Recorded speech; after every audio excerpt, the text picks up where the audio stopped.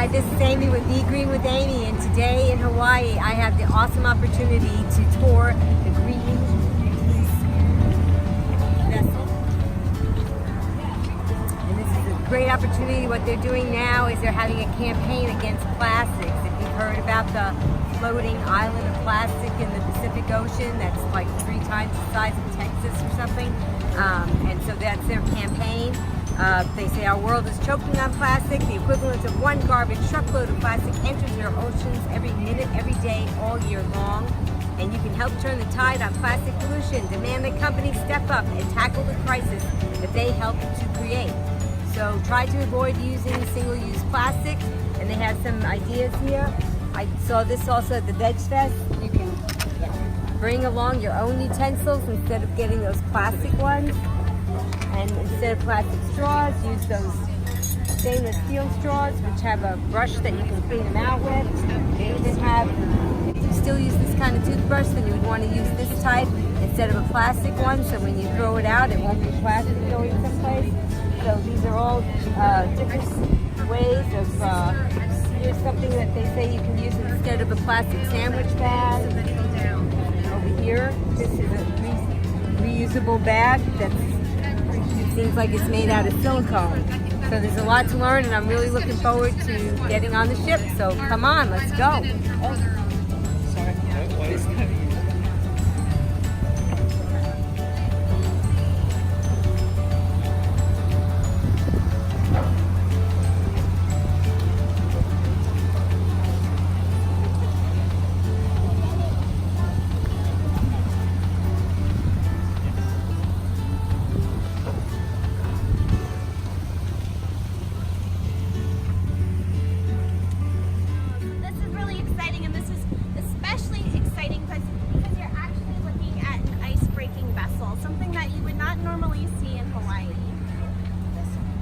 So we're going to board this ship, but before I talk a little bit more about some safety features, I do want to let you know that Greenpeace is an independent campaigning environmental organization.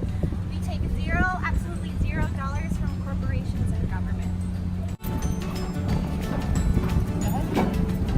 Come on, let's go.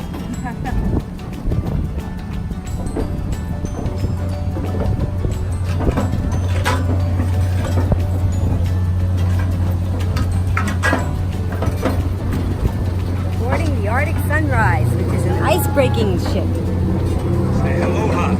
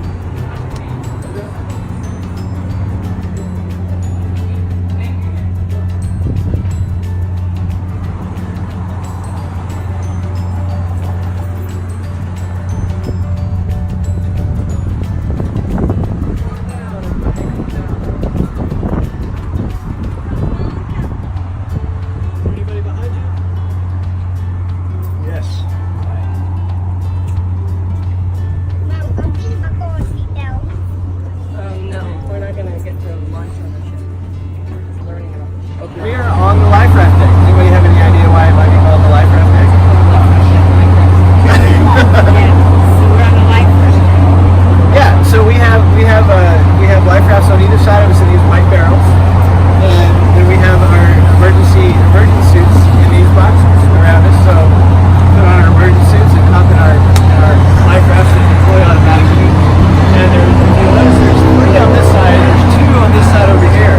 Because on our way here, we did a little bit of rolling, and these life rafts deploy automatically.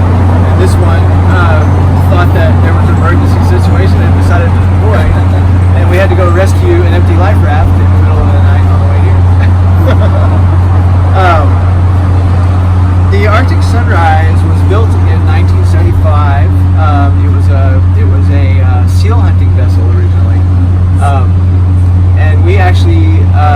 did an action against this ship when it was owned by the sealing company.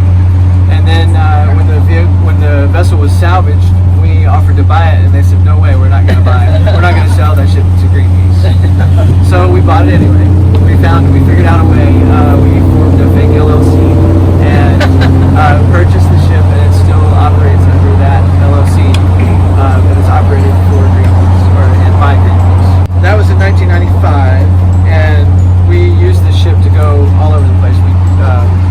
But I didn't tell you about being an icebreaker, did I? I didn't say anything about it other than that. So this ship doesn't have a keel. It's an icebreaker. So usually a boat has a keel, so it's nice and smooth going through the water, and it doesn't roll like this or like this. But this ship is designed to do both of those things so that it can navigate through the ice. So it slides up on the ice and crashes down. It slides up on the ice and crashes down. So it's kind of like a bathtub, and it kind of acts like a bathtub would act if you just drop one in the ocean. It moves around a whole lot, so it's a difficult ship to be on when you're out in the open seas. They have big swells. The ship is actually rolled over to 70 degrees to one side, so the bridge was underwater for a moment. And also sometimes when we're in heavy seas and we're going right into the waves, the bow will go underwater and the waves will be crashing right here against the bridge. So, and underneath us is the captain's quarters. So you can imagine how that feels for the captain. So a few times the captain has gotten airborne because the seas were so rough, and so when that happens, they go and sleep in the hospital, which is very valuable. We use the ship for all kinds of research. We take it to the Arctic, we take it to the Antarctic, and because it's an icebreaker that's very shallow and it doesn't have a keel, we've also been able to take it into the rainforest, into the Amazon and the Congo to do activism and research there as well. Let's see. That's pretty much it. We just got back from an expedition in Antarctica around the Wendell Sea, doing some research to hopefully create a marine reserve in the Antarctic. Much, Navy. We're going to head into the bridge of the ship. Please, please, please watch your feet and always hold on to the handrail.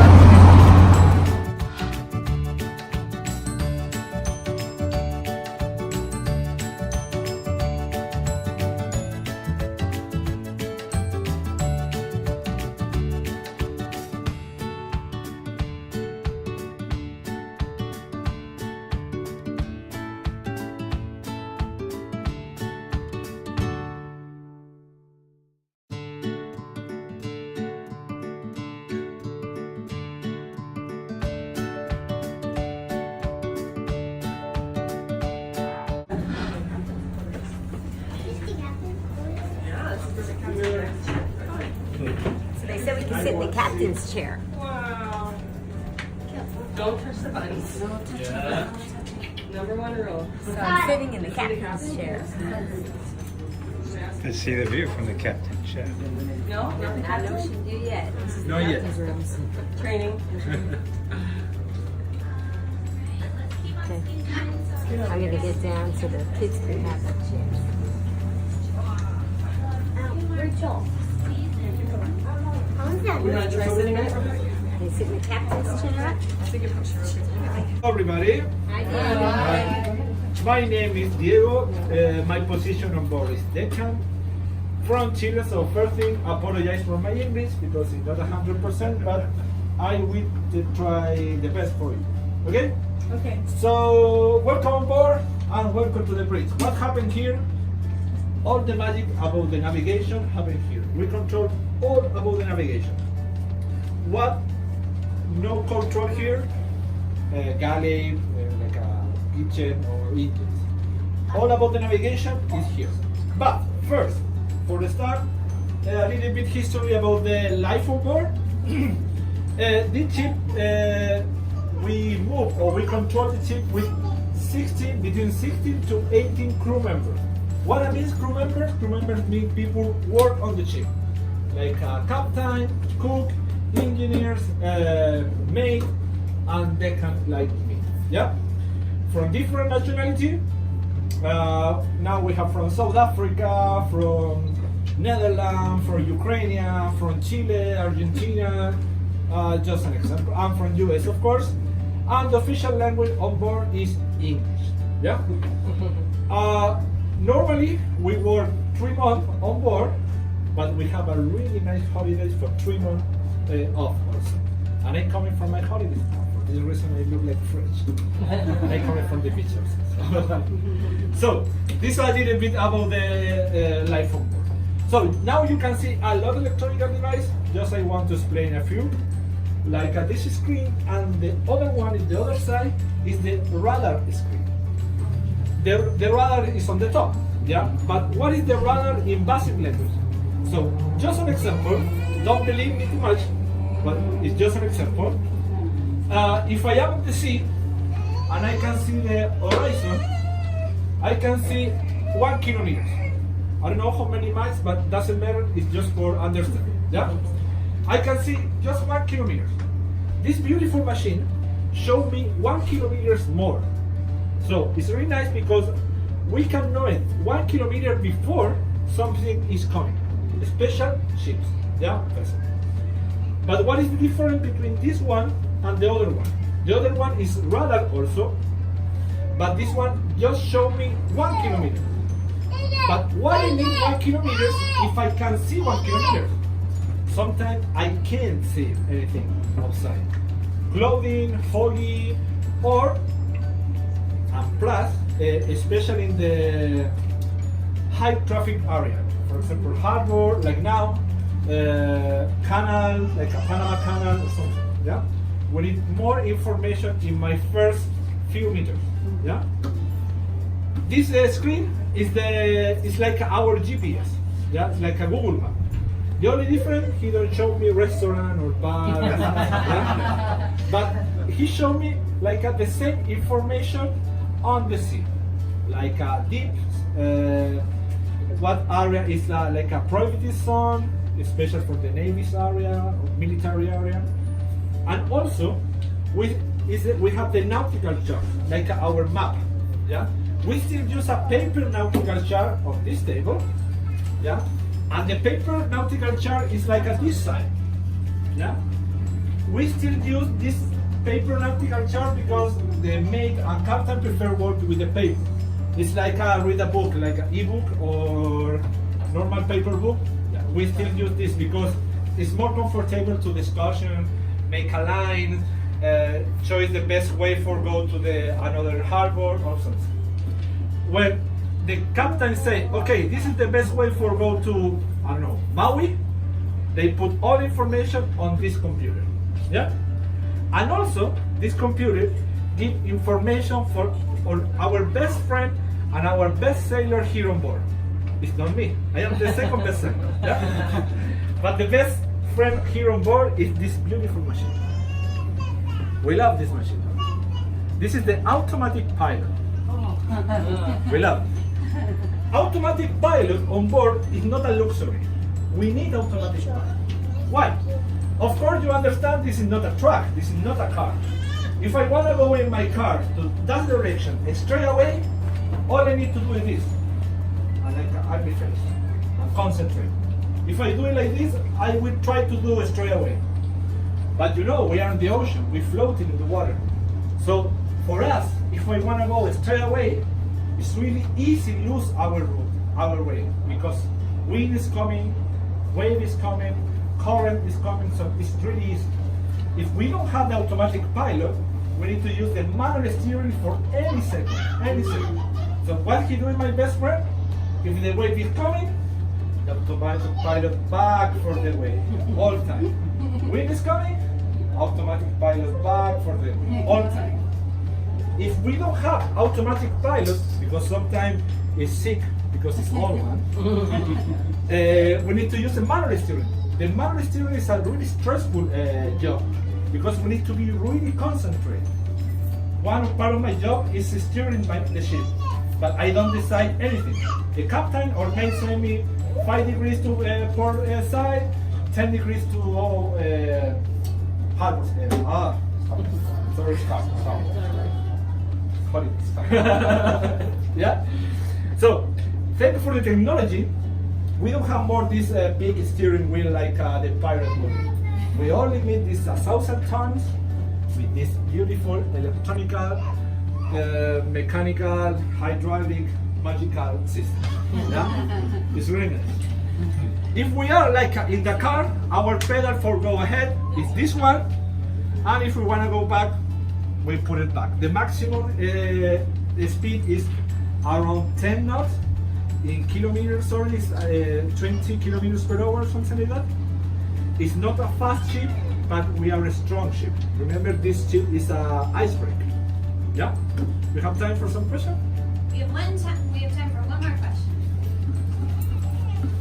If not, for curiosity, this is not a periscope. Why not? You're going in the water. Yeah, it's not a submarine. It's only different mirrors because on top we have the compass, magnetic compass. Yeah, the magnetic compass is not possible to stay here because we have a lot of electronic device can receive interference. So, and this is the most highest high-tech technology for communication for the crowdness on top of the ship. So you talk here and you listen. Thank you so much, Diego. Welcome. Thank you for your There you go. If you want to look up here, you can get a glimpse of how high the crow's nest can go. But a really quick glance as we're going to come down these stairs right here. Well, let's go and see how far up the crow's nest goes. All this technology we have been That's pretty far. I think I'll just imagine it. Okay, look real quick, and then we're gonna go down the steps. Oh, that's look how high it goes. Wow.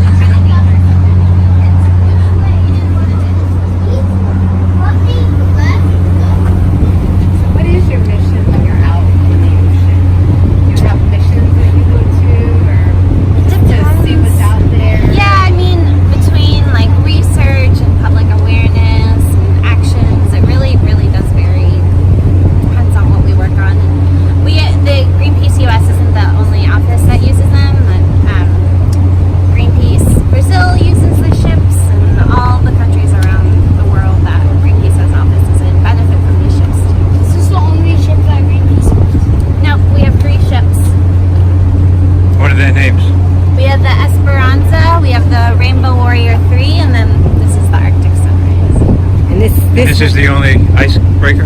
Yeah. Is that your question? No, this is the only one under the weird LLC. All right, we're gonna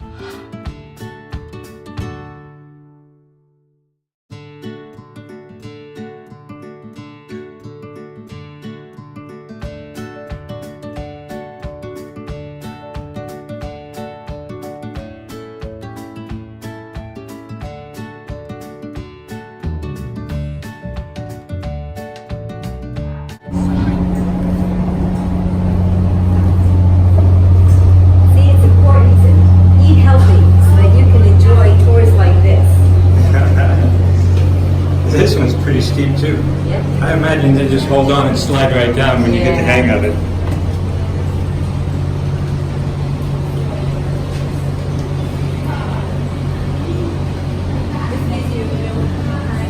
So there's bicycles, I guess that's for when they dock. This is the cruise quarters.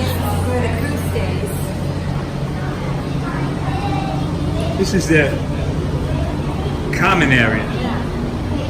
This is the common area? not really. This is kind of like the warehouse. Okay. They look like they're crew quarters. Yeah, there are crew quarters up there. And this looks like a workout area. This place is called The Hole. It's also formerly known as the Atrium, but the crew like to call it Alcatraz. Up above you can see we have cabins. This is where some of our crew members sleep. We have a bunk bed in each cabin. At minimum, we need to have 14 people run the ship. So that includes our chef and our mechanical engineers. But at maximum, we can hold 34 people. So oftentimes we will have researchers, campaigners, photographers, videographers, you name it, all on board the ship. On this side is our hospital. Any emergency that we have on board, we obviously have to deal with ourselves, so we always have an onboard medic. Over here is the room where we sign up for chores every morning at 8 a.m. There's also a sauna in there, so when we're going to really, really cold places like Antarctica, we will use the sauna there to warm our bodies up.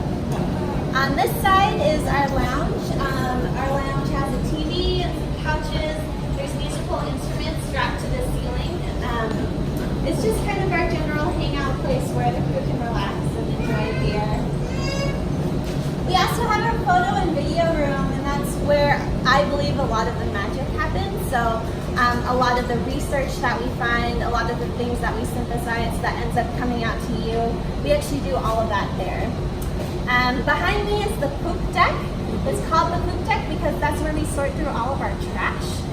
Everything that we use on board, we sort through very meticulously. So paint cans, cardboard, compost, we all sort it very meticulously so that we're disposing of it in the most ethical way we can when we do reach a part. The ceiling looks like it can come off. That is because it can. This place is called a hole because it holds things. Behind me, for example, is a shipping container, but we've had all sorts of things down here, like a 9-foot grand piano. There's no, your imagination can go wild with what we held down here. You'll see exercise equipment behind me. When we're out at sea, it's really hard to just go to the gym when you want, so we'll actually weld down exercise equipment so that the crew can stay fit and exercise. And likewise, we have bicycles strapped up here. When we hit a port, it allows our crew members to stretch their legs and get around town very efficiently.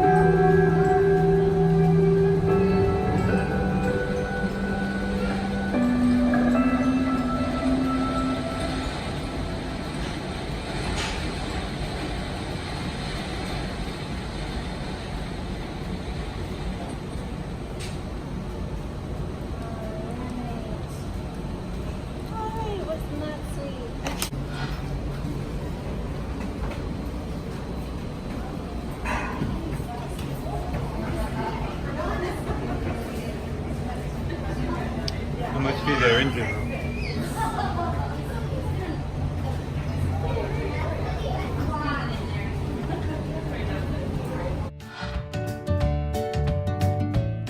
The schematic of the ship.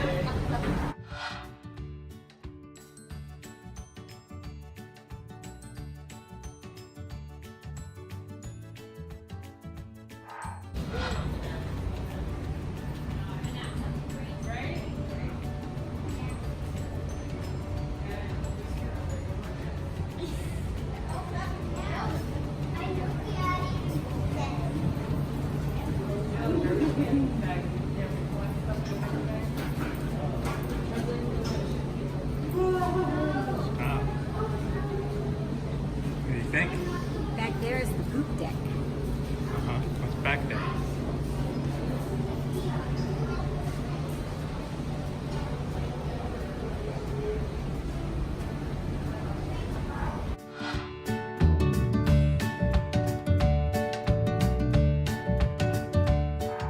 It's a big storage container. And they got all sorts of life vests and parkers and stuff.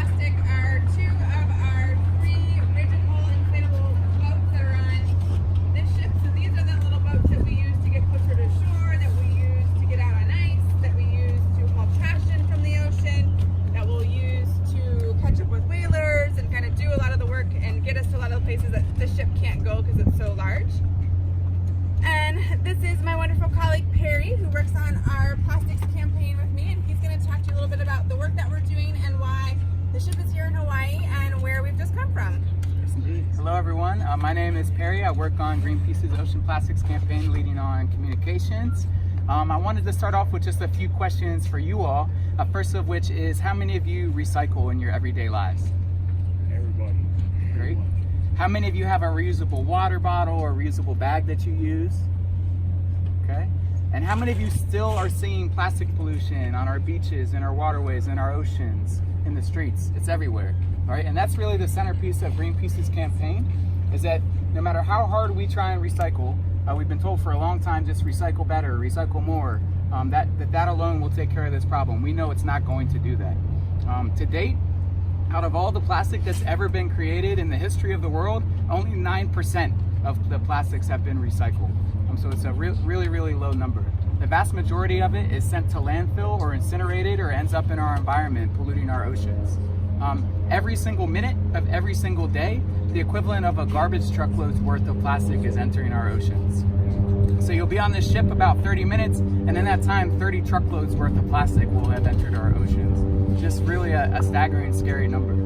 We know that we can't just clean this up. We can't recycle our way out of this problem. We're asking the corporations that produce so much throwaway single-use plastic to step up and stop using so much plastic in the first place. That's really the centerpiece of Greenpeace's campaign. We also know that the Hawaiian Islands are, of course, particularly hard hit by plastic pollution as it moves across the Pacific and washes up on shores here.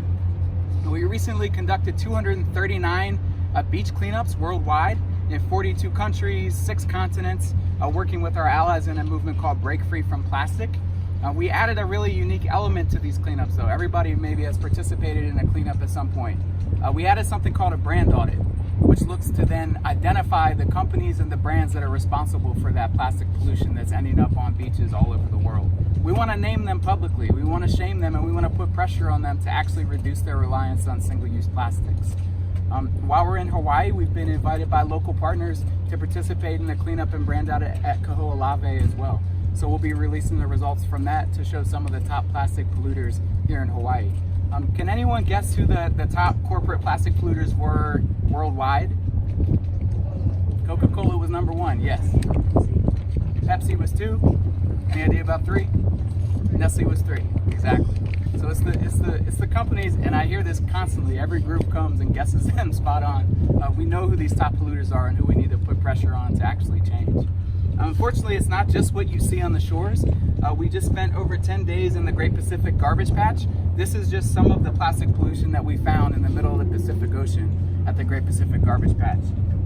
Only 1% of the plastic pollution in our oceans is at the surface. The vast majority actually sinks to the bottom, around 94%. So this is just the tip of the iceberg, really. We actually found a Coca-Cola bottle in the middle of the Pacific Ocean, which is down at the table off the ship. We'd encourage you to take a photo. We have a banner that says Coca-Cola, is this yours? And please tag Coca-Cola on social media, put some public pressure on them to actually show some accountability for their plastic pollution. We also know that plastic doesn't go away.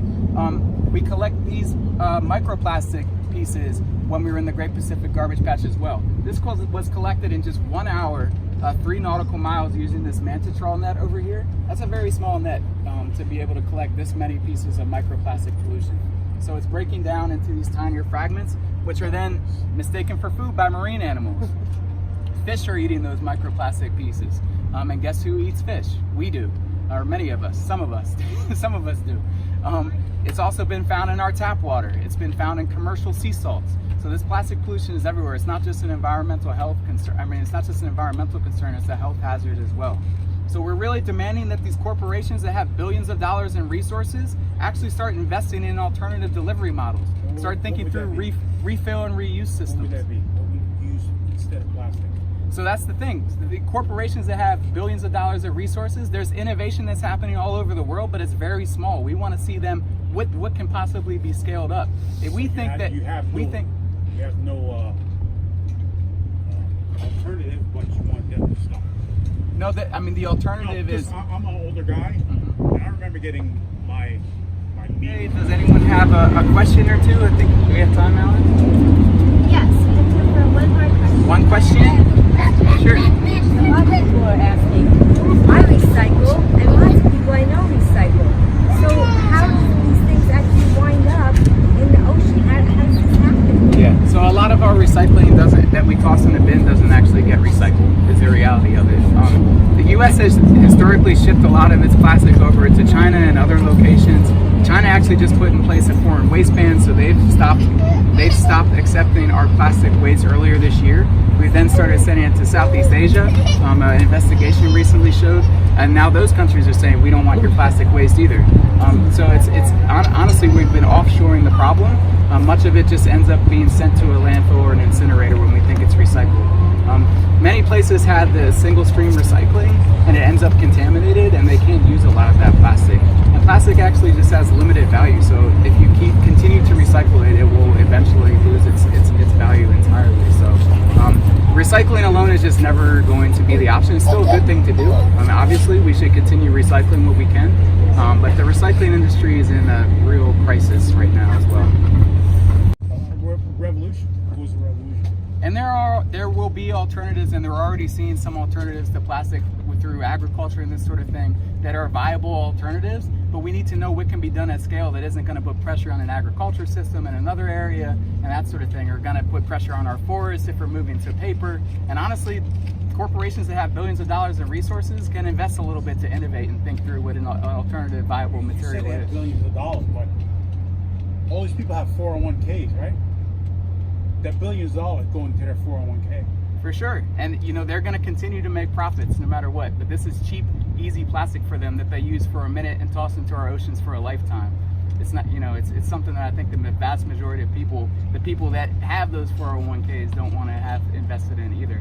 So, you know, we're putting pressure on the corporations, the ones that actually are producing these materials, that rely on them to make a quick buck, to actually step forward and to start innovating a little bit. If you're with us in that effort, we would love for you to pull out your phone and text plastic free to 877-877. That will bring you a petition that will be delivered to the CEOs of these top corporations around the world, the Cokes and Nestle's, the Pepsis, the Unilevers, Procter & Gamble's, McDonald's, Starbucks, to really put some pressure on them to start investing in alternative reuse, refill models, to start thinking through a future beyond single-use plastics. We're not going to get rid of plastics overnight, but we can definitely start getting rid of the worst kinds of plastics. We don't need to wrap all of our vegetables in styrofoam with saran wrap around them, you know? So we can start with the most troublesome, the worst kinds of plastics, and then move in a better direction beyond that. We're always going to have it in some form, particularly in the healthcare industry where a lot of people rely on plastics, but these single-use plastics that you use once and then you toss away mindlessly don't need to exist. They don't need to exist. There's the biodegradable stuff, right? So there is, a lot of it is just how it's marketed. So the companies have been putting a lot under bioplastics that aren't truly biodegradable. Or it requires an industrial composting facility to actually break down. If you just toss it in your backyard into the dirt, it's not going to actually go anywhere. If you toss it into the ocean, it's not going to break down. So what we're doing is some research to actually help consumers identify which of these are actually truly viable alternatives in terms of the bioplastics that they're working on. So, yes. How much of the trash that you find out there, because I know, you know, I think Hawaii burns 80% of their trash. Is most of the trash just from people losing it on the beach and stuff? It's hard to say. Kate, do you know what percentages? I mean, it's hard to say an exact percentage, but some of it is litter. Some of it is natural disasters that are sweeping plastics into the water. Yeah.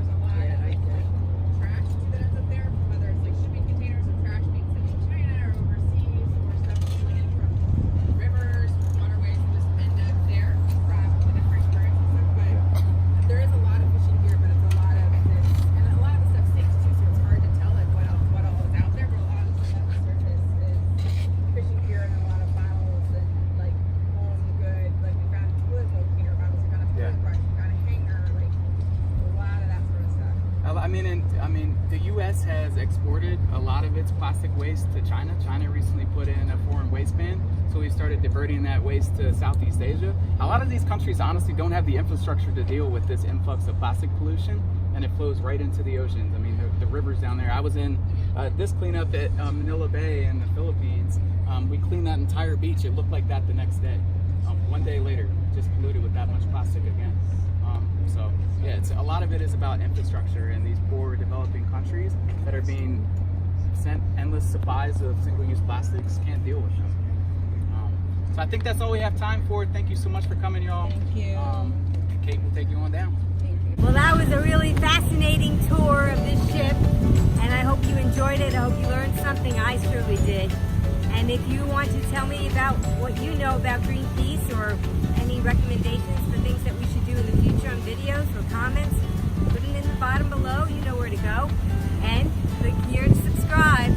And until I see you again, be strong, be well, and be green with Amy.